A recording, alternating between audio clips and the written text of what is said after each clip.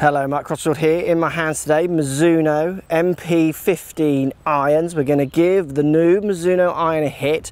This is the TI muscle version. Let's see what this bladed stroke TI muscle is all about. See if it's any good. Let's get stuck in.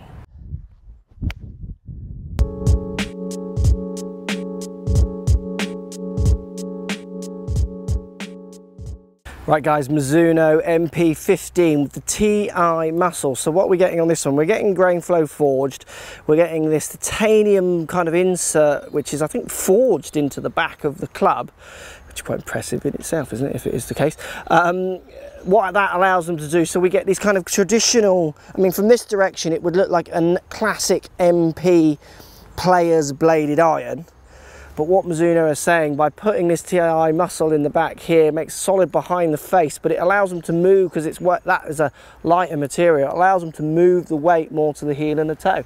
So you're getting, on their tagline, the classic club, but with no compromise on forgiveness, which for lots of you has got to be a good thing if you're in the classic club market or bandwagon. I mean, that is a gorgeous thin top line next to no offset, chromed bladed Mizuno iron. It's as good as it gets, little squat head shape. It's just, there isn't anyone, a good player, who's going to pick that up and not think that looks great.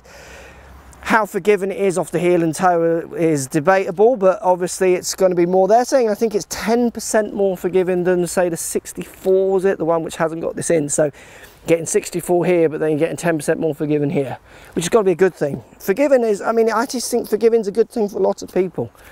Why would you not want to be forgiven?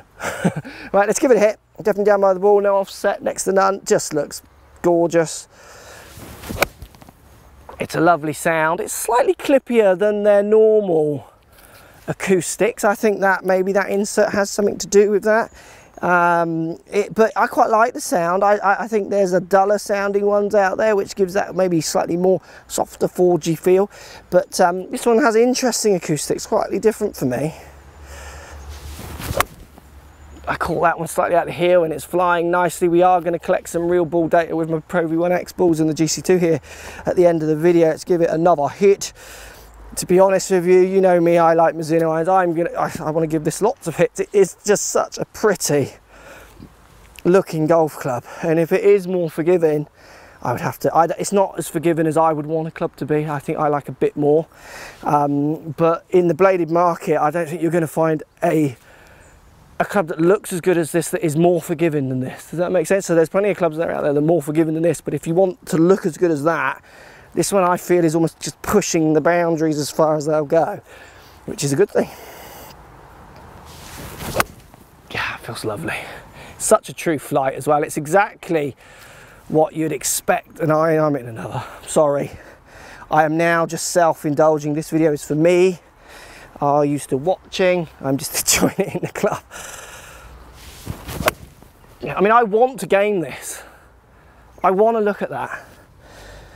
Oh, I might do. I mean, I just want to look at that, but I do worry as I get into a 5 iron or even a 4 iron, which is the longest iron I carry in this, that I would want something more forgiving. Obviously you can, with H5, is it? You can blend if you wanted to, but there you go, MP15, I'm loving that, absolutely loving it. I don't think there's any surprises there. You know what I like about Mizuno irons, and it's got everything in it that I want.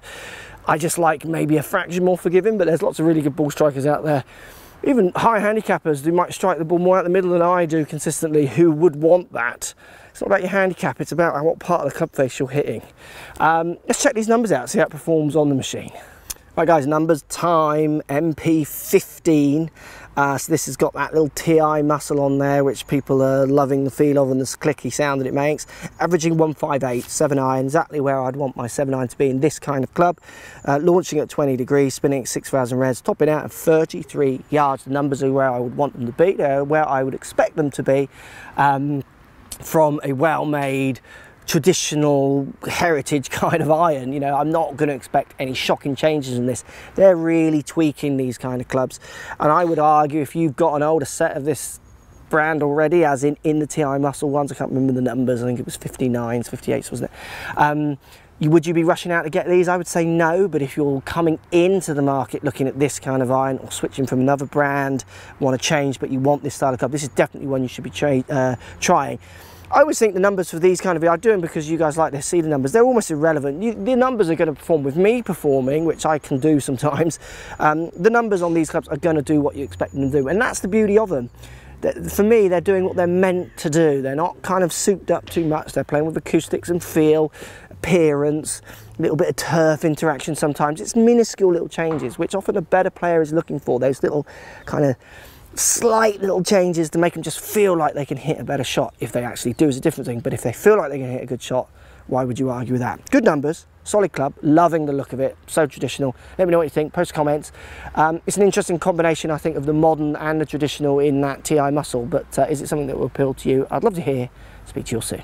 So if you like what's going on here, don't be afraid to subscribe to the channel. Also thumbs up the video, post comments, love to hear what you guys got to say. Let's keep it social. The more we talk, the more we share, the easier this game will get for everybody.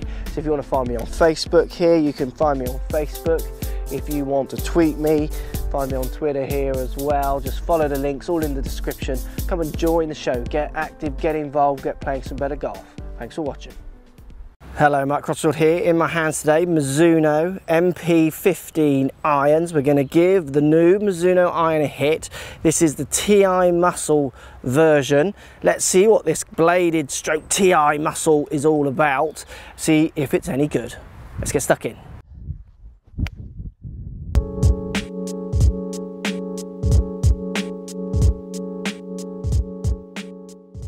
Right guys, Mizuno MP15 with the TI muscle. So what we're getting on this one, we're getting grain flow forged.